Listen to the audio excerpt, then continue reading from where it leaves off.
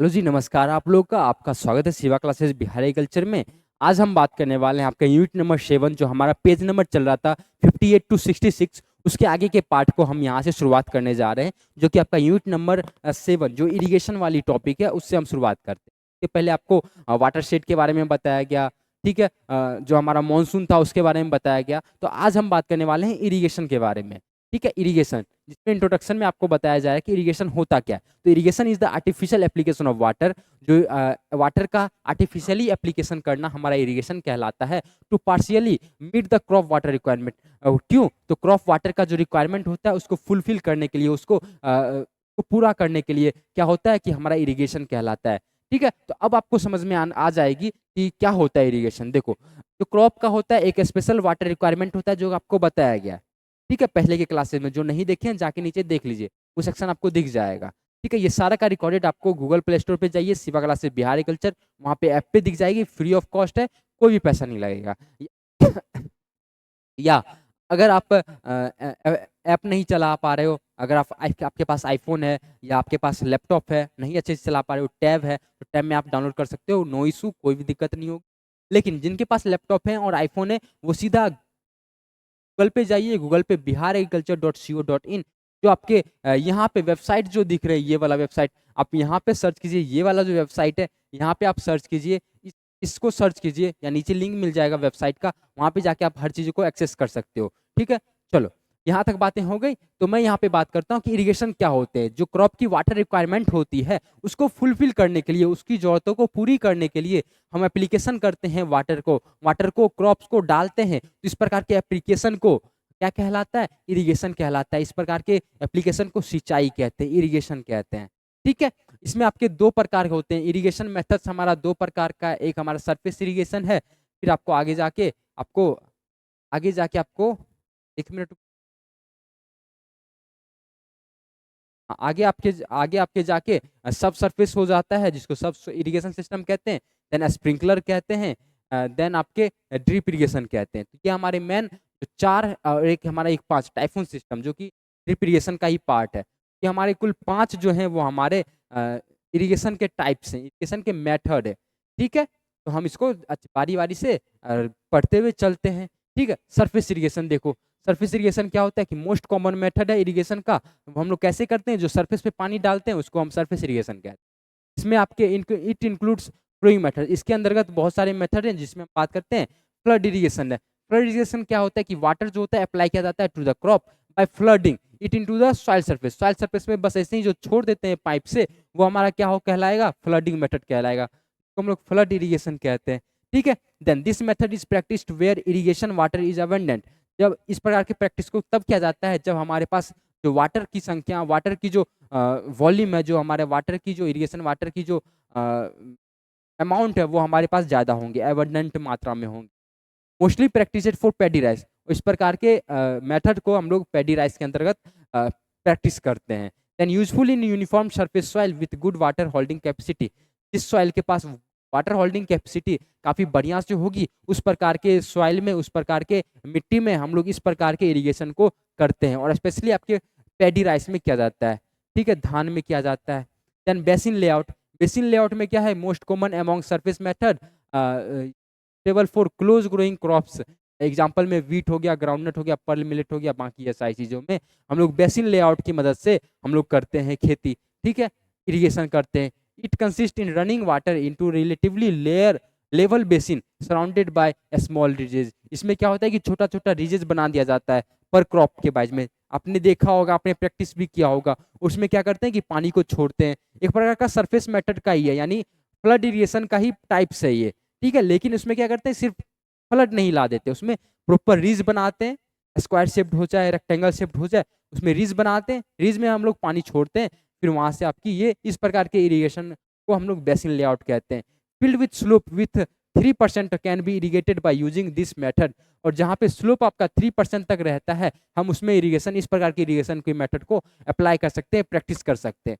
A limitation of this method is that it has too many ridges which occupy large area of land and require too much labor in the formed beds. और इसका limitation क्या है, इसका नुकसान क्या है कि जो इसमें ना रिजेस बनाना पड़ता है, जिसमें आपके बहुत ज़्यादा लेबर होते हैं, बहुत ज़्यादा कॉस्ट लगता है और एरिया जो होता है वो ना ज़्यादा छेकता है कि हर एक में आप रिज बना रहे हो, हर एक छोटा सा एक क्यारी में आप रिज बना रहे हो। रिज मतलब क्यारी ही होता है, लेकिन हर एक छोटे से वॉल्यूम के लिए आप 4 रीज बनाते हो और चारों तरफ से, जिसमें आपका क्या है कि आपका लेबर लगेगा पेड़ को बनाने में, देन आपके पास आपके पैसा लगेंगे, जो लेबर की चार्जेज होंगी वो लगेगी, साथ में आपके लार्ज लैंड एरिया लग जाएंगे, उसमें लैंड जो होगा वो काफ़ी ज़्यादा लग जाएगा उसमें। तो ये हमारा लिमिटेशन है बेसिन लेआउट का। अब हम बॉर्डर स्ट्रिप की बात कर ले, तो बॉर्डर स्ट्रिप में होता है सुटेबल होता है फ्रूट क्रॉप्स के लिए। फ्रूट क्रॉप्स के लिए हम लोग बॉर्डर स्ट्रिप का इस्तेमाल करते हैं। नाउ फॉरो इरिगेशन क्या होता है कि in this method the field is divided into number of strips which are separated by ridges. अब देखो इसमें रिजेस के द्वारा बनाया जाता है, रिज एंड फॉरो, तो फॉरो में इरिगेशन कर देते हैं, आपको बताए थे इस तरीके से। अगर इसमें इरिगेशन कर देंगे तो हमारा फॉरो कहलाएगा। इस तरीके से आपको बताया गया था ये सारी चीजें। Then soils with a slope of 0.5 to 1% are suitable for this method, suitable for all close growing crops, ये याद रखिएगा। तब पूछ देगा कि क्लोज ग्रोइंग क्रॉप्स के लिए किस प्रकार के सरफेस मेथड का इस्तेमाल करते हैं, तो हम लोग फॉरो इरिगेशन का उपयोग करते हैं। On medium to heavy texture soil, not suitable for sandy soil, sandy soil के लिए इस प्रकार के इरिगेशन की आवश्यकताएं नहीं करते हैं, हम लोग प्रैक्टिसेस नहीं करते हैं। सैंडी सॉइल में होता क्या है, उसमें जो इन्फिल्ट्रेशन करने की जो क्षमता होती है वो ज़्यादा होती है। स्पेसिंग जो होता है between the two particles of soil वो काफ़ी ज़्यादा होता है, जिससे कि वाटर जो होती है वो आराम से निकल सकती है बाहर, वाटर ड्रेनेज आराम से हो सकती है, इसलिए सैंडी सॉइल में हम लोग यूज नहीं करते हैं। अब फॉरो मेथड क्या है, this method is generally used in to irrigated row वाला crops and vegetables and is suitable to soil in which infiltration rate जो होता है वो आपके 0.1 to 0.5 मिलीमीटर पर घंटा के हिसाब से होते हैं। It is ideal for slopes varying to 0.2 0.5% and a stream size of 1.2 litre per second. ठीक है, 1.2 लीटर्स पर सेकेंड। इस प्रकार के आपके अगर सॉइल क्राइटेरिया हैं तो आप फॉरो मेथड का इस्तेमाल कर सकते हो। ठीक है, चलो आगे बात करते हैं। आपके द लेंथ ऑफ फॉरोज में वेरी फ्रॉम 30 to 400 मीटर, और इससे ज़्यादा भी हो सकते हैं। क्रॉप जो होता है वो crops for which this method is suitable, कौन कौन सा जो क्रॉप होता है वो सुटेबल होता है, तो suitable the most type of soil expect sand, जो भी सैंड सॉइल होगा उसको छोड़ के, that have a very high infiltration rate, इसका हाई इन्फिल्ट्रेशन रेट रहता है। ठीक है, सैंडी सॉइल छोड़ के बाकी जितने भी सॉइल हैं सब में आप इसमें कर सकते हो। सैंडी सॉइल हम इसलिए नहीं कर पाएंगे क्योंकि इसमें जो इन्फिल्ट्रेशन रेट होती है वो काफ़ी हाई होती है। Then furrow are most suitable for root and tuber crops, तो फॉरो वाला जो मेथड है वो आपके रूट्स एंड ट्यूबर क्रॉप, जिसमें आप बात कर ले पोटैटो जो मेनली उगाया जाता है, उसमें हम लोग फॉरो इरिगेशन वाला मेथड इस्तेमाल करते हैं, फॉरो इरिगेशन वाला। ठीक है, फॉरो मेथड। देन हम बात करते हैं कोरुगेशन की एफ नंबर की बात करें, कोरुगेशन है ये हमारा क्या स्मॉल एंड सैलो फॉरो होता है, जिसको हम लोग कोरुगेशन कहते हैं। ठीक है, फॉरो का ही एक दूसरा टाइप है जो कि स्मॉल होता है और शैलो होता है। ठीक है, इस प्रकार के फैरो को हम लोग कोरुगेशन भी कहते हैं। Suitable for cross growing crops like wheat, groundnut, ये सब में आपको ये सुटेबल होते हैं कोरुगेशन। ठीक है, इसका एमसीक्यू सेशन आपके रात के 9 बजे 9:30 15 के आसपास में होते हैं, तो आप वहाँ जाके ज्वाइन करना बिल्कुल मत भूलिए। सरयू इरिगेशन की बात करें तो द टर्म सरयू इरिगेशन जो है वो intermittent application of water to the field surface from a given flow stream either in a series of on and off modes of constant and variable time span। Saryu irrigation जो होता है वो एक प्रकार का इंटरमिटेंट एप्लीकेशन होता है water का, जो कि आप ऑन भी कर सकते हो, उसके फ्लो को ऑन कर दो तो वो चला जाएगा, ऑफ कर दो तो नहीं जाएगा पानी। तो इस प्रकार के हम लोग सिस्टम को, एप्लीकेशन ऑफ इरिगेशन को, एप्लीकेशन ऑफ वाटर को क्या कहते हैं, सरयू इरिगेशन कहते हैं। ठीक है, इसमें हम ऑन या ऑफ कर सकते हैं, सीरीज में इसको डालते हैं। This system is an on and off mode, इसके पास ऑन एंड ऑफ मोड होता है, which results in minimised deep percolation and run off losses. इसमें क्या होता है कि जो रन ऑफ लॉसेज हो जाते थे कि हाँ चलो ज़्यादा पानी हो गया तो ज़्यादा बह के निकल गया, तो ये यहाँ पे सुरक्षित रहता है। ठीक है, यहाँ से सुरक्षित रहता है, तो हार्डली एक्सीडिंग 5% के आसपास ही बाहर निकल पाता है, बाकी नहीं निकलता। It is a semi automatic method of surface irrigation. ये क्या है, एक प्रकार का सेमी ऑटोमेटिक मेथड है सरफेस इरिगेशन का। सरफेस इरिगेशन में क्या होता था कि हम लोग सीधा उसमें डाल देते थे, ठीक है, लेकिन ये हमारा सेमी ऑटोमेटिक है, सीधा तो जाता है लेकिन हम यहाँ पे सीरीज में रखते हैं कि ऑन करेंगे तो जाएगा, ऑफ करेंगे तो नहीं जाएगा। ठीक है, चलो तो ये हमारा सरयू मेथड है। सरयू इरिगेशन है। देन बात करते हैं सब सरफेस और सब सॉइलिंग, जो हमारा सेकेंड टाइप है। Water is applied not to the surface of ditches through underground pipeline generally followed in western countries. ठीक है, ये हमारा जनरली वेस्टर्न कंट्री जो होता है उसमें ये आपके फॉलो किए जाते हैं। किस method is practice Kerala, Kerala में आपके कोकोनट गार्डन के लिए इस्तेमाल किए जाते हैं। देन गोंजारे एंड कश्मीर में सैंडी लॉम जो सॉइल होती है, जो वेजिटेबल्स के लिए स्पेशली यूज किया जाता है सब सरफेस और सब सॉइल इरिगेशन सिस्टम। फिर क्या होता है, drip system can be use सब सरफेस मेथड। इसमें ड्रिप इरिगेशन जो होता है वो यूज किया जाता है सब सरफेस के लिए। ठीक है, चलो आगे हैं आपके स्प्रिंकलर। स्प्रिंकलर क्या होते हैं? Water is applied with pressure the surface of any crop और soil in the form of spray somewhat resembling rainfall, यानी रेनफॉल की तरह, जैसे बरसाएं ऊपर से गिरते हैं बिल्कुल उसी तरीके से आपको स्प्रिंकलर भी मदद करता है ना। ये भी आपके सरफेस ऑफ एनी क्रॉप, किसी भी क्रॉप में प्रेशर के हिसाब से उसमें वाटर को अप्लाई किया जाता है to the of any crop और प्लांट्स। ठीक है, चलो this system consist of sprinkler heads nozzles which are connected to the lateral lines taken from the main line which is further connected to the pumping unit। ठीक है, ये system जो है इस सिस्टम में क्या होता है, स्प्रिंकलर हेड मौजूद रहता है, नोजल्स रहता है जिसके थ्रू पानी बाहर निकलते हैं जो क्रॉप पे पड़ते हैं, स्प्रे होते हैं। ठीक है, जो कि कनेक्टेड होता है लेटरल लाइन से, जो कि ये जो नोजल्स जो होता है या स्प्रिंकलर जो हेड होता है वो कनेक्टेड होता है लेटरल लाइन से। लेटरल लाइन जो करता है वो क्या करता है, मेन लाइन तक पहुंचाता है, मेन लाइन तक रहता है वो, और जो कि हमारे फर्दर कनेक्टेड होते हैं पंपिंग यूनिट से, फिर पंपिंग यूनिट से रहते हैं। जैसे मान लो कि मैं यहाँ पे बताने के लिए आपको कि यहाँ पे मैं बता देता हूँ। ठीक है, यहाँ पे देखो ये हमारा पंपिंग यूनिट है, मैं यहाँ पे PU लिख देता हूँ। ठीक है, ये हमारे पंपिंग यूनिट है और ये हमारा मेन लाइन गया, मेन लाइन से हमारे लेटरल लाइन गया। ठीक है, लेटरल लाइन से क्या हुआ, ये मान लेते हैं मेन लाइन है, ये भी मेन लाइन है, ये हमारा लेटरल लाइन है, ये लेटरल लाइन है। लेटरल लाइन के बाद हमारा यहाँ पे स्प्रिंकलर हेड से ज्वाइन होता है या नोजल से ज्वाइन होता है। ठीक है, अगर यहाँ पे स्टार्ट करेंगे तो ये पूरा भी पानी जाता है, फिर ऐसे ऐसे करके पूरा सरफेस पे क्या होता है, पानी गिरता है। ठीक है, तो इस तरीके से आपके स्प्रिंकलर वर्क करते हैं। The rate of spray of water can be regulated and natural rainfall can be simulated. Sprinkler irrigation जो होता है वो can B use for almost all crops, सभी क्रॉप्स के लिए, लेकिन हमारा राइस के लिए नहीं, जूट के लिए नहीं। बस राइस और जूट को छोड़ के जितने भी क्रॉप हैं सब में हम स्प्रिंकलर सिस्टम का यूज कर सकते हैं, स्प्रिंकलर इरिगेशन का यूज कर सकते हैं। And in most soil, approx हर एक प्रकार के सॉइल का, लेकिन हैवी क्ले सॉइल जो होगा उसमें छोड़ के, क्योंकि हैवी क्ले सॉइल जो होता है वो उसके पास वाटर होल्डिंग कैपेसिटी ज़्यादा होती है, जो कि किसी भी क्रॉप्स के लिए इस्तेमाल में नहीं किए जाती है।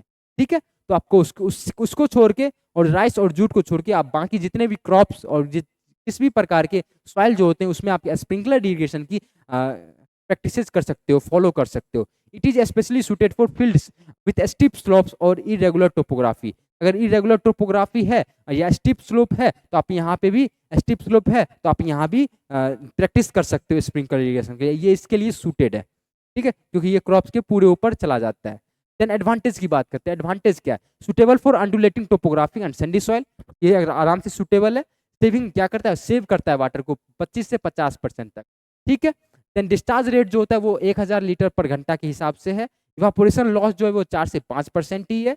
वाटर यूज इफिशियंसी जो है वो काफ़ी हाई है, जो कि 60% है, मच हाइयर टू सरफेस और सब surface method.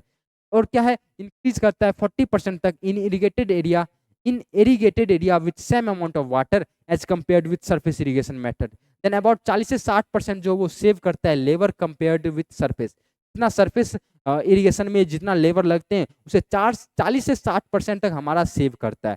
Then it is also use to protect crops against frost and high temperature.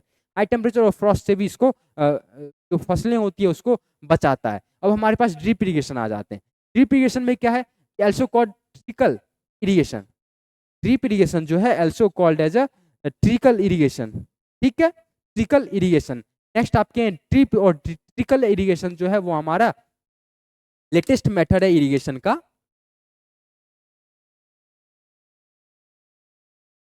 Where an irrigation system जो है वो properly in areas with water scarcity and salt problem, यानी जहाँ पे आपकी water scarcity है या साल्ट के प्रॉब्लम है कि साल्ट के प्रॉब्लम है, तो आप यहाँ पे इस प्रकार के इरिगेशन सिस्टम को, इरिगेशन मेथड को आप यूज कर सकते हो, ड्रिप मेथड और ड्रिप इरिगेशन और ट्रिकल इरिगेशन को। ठीक है, इसमें देखो, this irrigation is based on this precise but slow application of water to individual drops और कंटिन्यूअस ड्रॉप्स थ्रू इमिटर्स और orifices called emitters located at selected point along with water delivery line। अच्छा, यहाँ पे देखो क्या होता है कि वाटर डिलीवरी लाइन रहती है जो कि पंपिंग यूनिट से कनेक्टेड होती है। क्या होती है? पंपिंग यूनिट से एक मेन लाइन आती है, मेन लाइन के बाद आपके एक जो हमारे डिलीवरी लाइन होती है, डिलीवरी लाइन कहते हैं उसको, उससे कनेक्टेड होते हैं, और उससे कनेक्टेड होके हमारे इमिटर्स होते हैं या ऑरिफिसेज होते हैं। ये क्या करते हैं कि कंटिन्यूअस या रुक रुक के ड्रॉप बाय ड्रॉप आप यहाँ पे सेट कर सकते हो। अगर एक बार सेट कर दिए तो हमेशा पानी बहती रहेगी। अब ड्रॉप बाय ड्रॉप अगर किए हो तो ड्रॉप बाय ड्रॉप उसमें पानी जड़ पे पहुंचती रहेगी, या अगर आपने कंटिन्यूअस में दे दिया है तो कंटिन्यूअस एकदम लगातार बहती रहेगी छोटी छोटी मात्राओं में। ठीक है, तो यही आपको यहाँ पे बताया गया। ये किसके थ्रू पानी होता है? तो मीटर्स या ऑरिफिसेज के द्वारा। ठीक है, चलो, जैसे स्प्रिंकलर में हमारा स्प्रिंकलर हेड और नोजल्स लगा होता था, सेम उसी प्रकार से ड्रिप इरिगेशन में हमारा इमिटर्स या ऑरिफिसेज लगा रहता है। This system involves the slow application of water drop by drop to the root zone of crops. मैं अभी जस्ट बताया यही सारी चीजें। In this method water is used very economically since losses due to deep percolation and surface evaporation are reduced to the minimum। ना के बराबर यहाँ पे डीप परकोलेशन की लॉसेज होती है, और सरफेस इवापोरेशन या जो हमारे इकोनॉमिकली जो होते हैं वो काफ़ी यूजफुल होते हैं। ये वाटर के इरिगेशन के टाइप्स जो कि काफ़ी इकोनॉमिकली रूप से काफ़ी लाभदायक होते हैं। ठीक है, ड्रिप इरिगेशन जो होता है वो बेस्ट सूटेड है वाटर स्कार्सिटी एरियाज में। जहाँ पे वाटर की स्कार्सिटी है वहाँ पे ये बेस्ट यूज किया जाता है। Where water quality is marginal, water quality जो मार्जिनल होती है, टोपोग्राफी जो होती है वो अंडुलेटिंग होती है, या स्टीप हो, सॉइल डेप्थ लिमिटेड हो, and are for fruit row and steep crops. इस सब के लिए काफ़ी यूजफुल होती है हमारी ड्रिप इरिगेशन, जो कि आपने पढ़ रखा है। आपके बारे में आपको एक और भी जानकारी इकट्ठा कर लेनी होगी कि ड्रिप इरिगेशन जो है वो हमारे इजराइल से ओरिजिनेटेड है। ठीक है, ड्रिप इरिगेशन जो था वो इजराइल से लाया गया है। ठीक है, देन एडवांटेज की बात करते हैं। एडवांटेज ऑफ ड्रिप इरिगेशन क्या होता है? Increase the water use efficiency 90%। जी हाँ, 90% compare to surface method. Compare to surface method हमारा कितना था स्प्रिंकलर में? 25 से 50%। यहाँ पे 90% तक हमारा वाटर यूज इफिशियंसी है। फर्टिलाइजर्स और अदर केमिकल अमेंडमेंट जो होता है वो can be efficiently applied to the individual crops.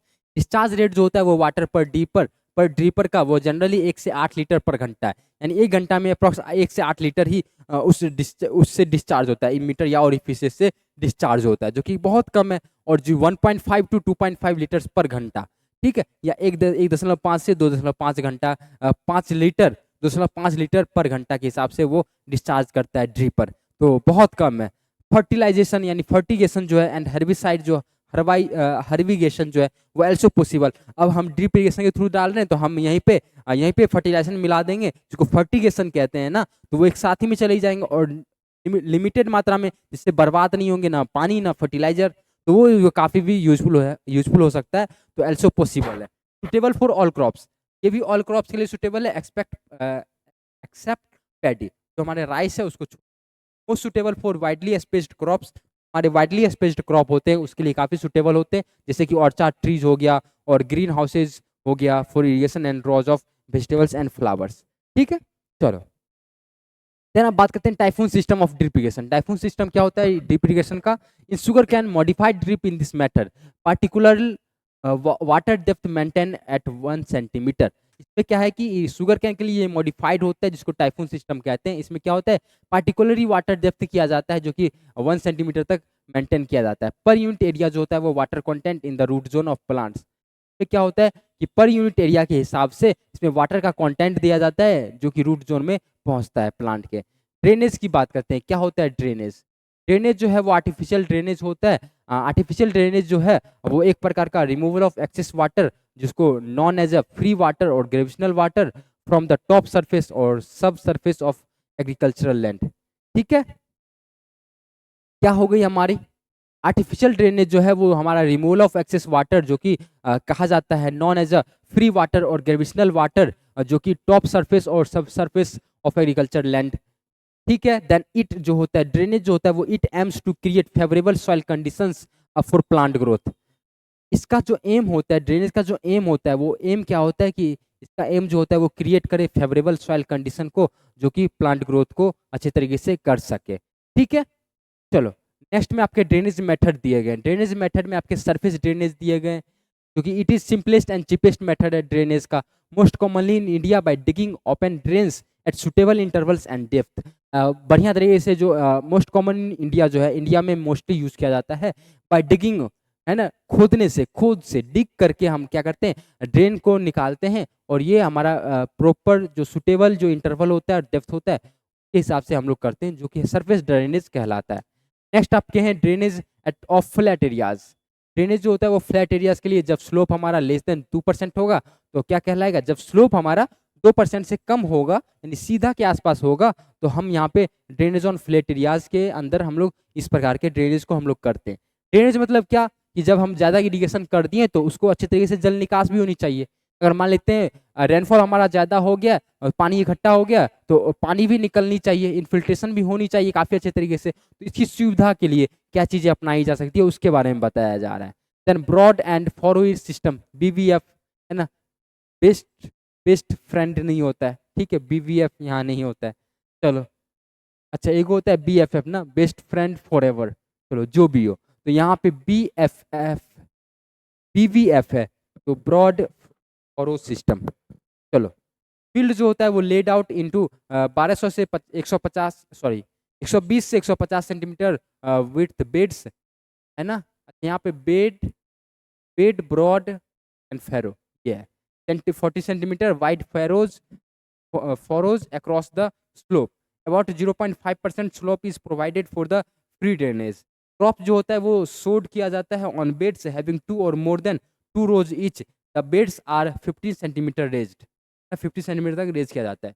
BVF जो है वो मेथड है जो वाइडली प्रैक्टिस्ड होता है ग्राउंड नट में, याद रखिएगा, क्ले सॉइल में। यानी BVF जो मेथड है, यानी ब्रॉड एंड फॉरो सिस्टम जो है, वो आपका वाइडली प्रैक्टिस किया जाता है ग्राउंड नट में, ये आपको याद रखना है। सब सरफेस ड्रेनेज की बात कर ली तो purpose is to lower down to ground water level below root zone. Root zone के आसपास में सब पहुंचाना इसका पर्पस होता है। सब सरफेस ड्रेनेज क्या करता है, इंक्लूड करता है tile drainage including perforated pipes, mould drainage जो कि suitable for clay soil, vertical drainage जो कि drainage by digging wells is called vertical drainage. This is practises in different areas, ठीक है। बाकी और भी कुछ यहाँ पे वाटर का मैनेजमेंट है, मेजरमेंट है, जो ऑरिफिसेज क्या होता है कि to measure water in comparatively small streams like flow into border strips, furrows या चेक बेसिन्स, ये हमारा ऑरिफिसेज कहलाता है। देन वियर्स जो है हमारा use to measure the flow in a irrigation channel और the discharge of channel outlet on the source. यानी वियर्स जो होता है, वो वियर्स क्या होता है, एक प्रकार का best equation for discharge through weir is Q equal to CL और H का Q, ये होता है। डिस्चार्ज रिलेशनशिप जो होता है वो फॉर सप्रेस्ड वियर्स, ये याद रखिएगा 0.0184 LH 3:3/2। ये आपके इरिगेशन वाले इरिगेशन शेड्यूलिंग टॉपिक में आपके ये सब पढ़ाए जाते हैं जब BSc ऑनर्स एग्रीकल्चर में होगे तो, ठीक है। चलो 90 डिग्री वी नॉच जो होता है, 90 डिग्री वी नॉच वायर, ये काफी इंपॉर्टेंट है। 90 डिग्री वी नॉच वियर में ये क्या होता है, एक्सीलेंट डिवाइस होता है फॉर मेजरिंग स्मॉल फ्लो। जो हमारे स्मॉल फ्लोज होते हैं उसको मापने के लिए 90 डिग्री वी नॉच वियर जो काफी एक्सीलेंट डिवाइस होता है, और द डिस्चार्ज में भी computed using the formula Q equal to 0.01H2/2, ठीक है। चलो इसको याद रखिएगा। देन पार्शियल फिल्म क्या होता है कि वाटर के एक प्रकार का यंत्र है, एक प्रकार का मेजरमेंट का तकनीक है, इंस्ट्रूमेंट है जो आपके वाटर फ्लो को मेजर करता है। आपको पहले बताया गया था पहले के सेक्शन में, पहले के सेशन में। Then combination of weir and the submerged orifices हमारा क्या कहलाता है, पार्शियल फिल्म कहलाता है, जो कि हमारा वेंचुरी फिल्म भी कहा जाता है। Can be used even in relatively shallow channels like irrigation furrows with flat grades. अब हम यहाँ पे यूनिट नंबर 8, जो कि यूनिट नंबर 8 हम कुछ पॉइंट बात कर लेते हैं, जो कि हमारे 66 नंबर जो पेज नंबर है वो हमारी खत्म हो जाएंगे, ठीक है।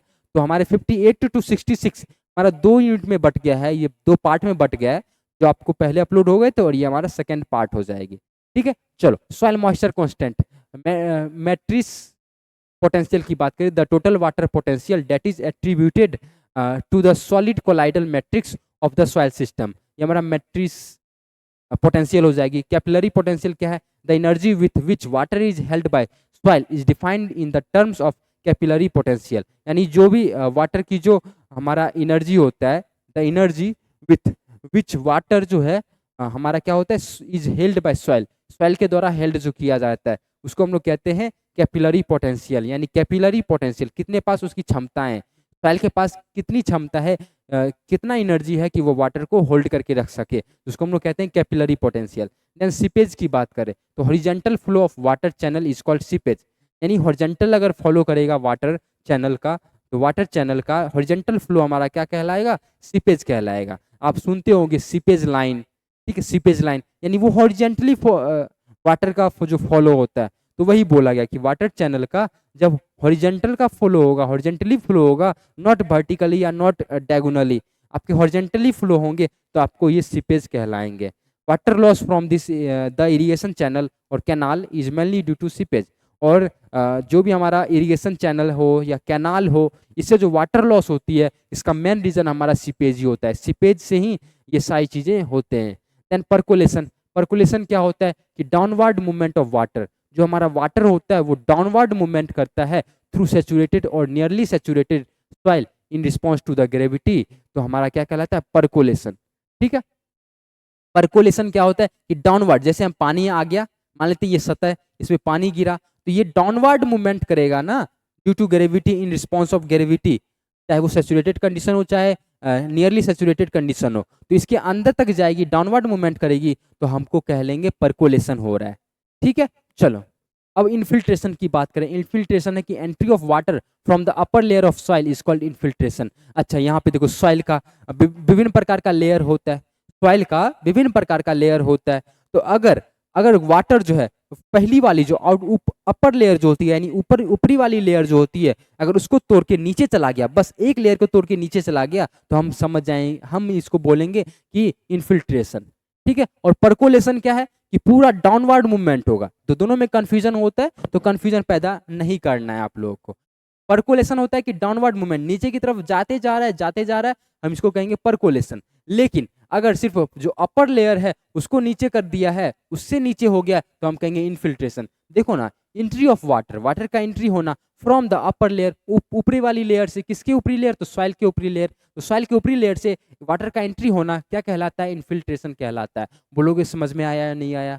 आया या नहीं आया? आ गया होगा। लीचिंग की it occurs in unsaturated soil, और ये अनसैचुरेटेड सॉइल में होती है, और हमारा परकोलेशन जो है वो हमारा सैचुरेटेड वाले में, तो इस दोनों में डिफरेंस भी हो गया। अब लीचिंग की बात करते हैं। लीचिंग क्या होता है? Downward movement of nutrients and salts from the root zone with the water is called leaching. अब देखो, लीचिंग और परकुलेशन दोनों में कंफ्यूजन होगा, ये भी डाउनवर्ड मूवमेंट है, ये भी हमारा डाउनवर्ड मूवमेंट है, लेकिन देखो यहाँ पे downward movement of nutrients and salts from the root zone of with the water, यानी जो रूट जोन, क्रॉप का जो रूट जोन था, उससे न्यूट्रिएंट्स भी साथ में आपके साल्ट्स भी पानी के साथ साथ नीचे मूव करेंगे, तो हम बोल देंगे इसको लीचिंग हो रहा है। अगर सिर्फ पानी नीचे जा रहा है, नीचे की तरफ जा रहा है, तो हम इसको कहेंगे परकोलेशन। समझ में आई? आई समझ में? आई कि नहीं आई? हेलो, आई कि नहीं आई? आ गई ना? आई कि नहीं आई? चलो फिर से मैं बता देता हूँ। देखो, ये सॉइल सरफेस है, क्रॉप लगा हुआ है, पानी ऊपर से गिरी, सिर्फ पानी अगर नीचे की तरफ चला जाए तो हम इसको कहेंगे परकोलेशन, जो कि सैचुरेटेड सॉइल कंडीशन में जाएगा due to gravity, in the response of gravity. Clear हुई बात? अब लीचिंग क्या होता है? मान लेते हैं ये क्रॉप लगा हुआ है, क्रॉप के यहाँ पे हमने न्यूट्रिएंट्स होगा, हमारे न्यूट्रिएंट्स होंगे, साल्ट्स होंगे, तो उसके साथ में पानी भी, न्यूट्रिएंट्स, साल्ट्स, साथ में पानी भी नीचे की तरफ डाउनवर्ड मूवमेंट करेगा, तो हमारा कहला जाएगा लीचिंग कहलाएगा। ठीक है, सिंपल है, दोनों चीजें समझिएगा, अच्छे से समझिएगा, आराम से समझ में आ जाएगी। नहीं समझ में आई अभी भी, थोड़ा सा वीडियो को पीछे कर लीजिए, आराम से समझ में आ जाएगी। चलो, सैचुरेशन कैपेसिटी की बात करें, when all the soil pores are filled with water at a tension of 0, ठीक है, bars is termed as a saturation capacity. Saturation capacity क्या होता है कि जब कोई भी सॉइल का पोर्स जो होता है वो फिल हो जाता है, और वाटर जो होता है वो वाटर का जो होता है तनाव हो जाता है ऑफ 0, यानी 0 की मात्रा में, 0 बार्स में, 0 प्रेशर में, तो हमारा सैचुरेशन कैपेसिटी कहलाता है। ठीक है, देखो उसके बाद it is the maximum water holding capacity, इसके पास जो होता है इट इज द, ये जो होता है वो काफी मैक्सिमम वाटर होल्डिंग कैपेसिटी रखता है, सेचुरेशन कैपेसिटी, ठीक है, तो वाटर होल्डिंग कैपेसिटी ज्यादा होता है। देन फील्ड कैपेसिटी की बात करें तो एफसी की बात करें, फील्ड कैपेसिटी क्या होता है, the soil moisture content after 2 to 3 days of irrigation and after drainage of gravitational water has become very slow and soil moisture content had become relatively stable. यानी ये जो फील्ड कैपेसिटी क्या है कि the soil moisture content after 2 to 3 days of irrigation and after drainage of gravitational water has become very slow and soil moisture content had become relatively stable, जो कि stable हो जाते हैं।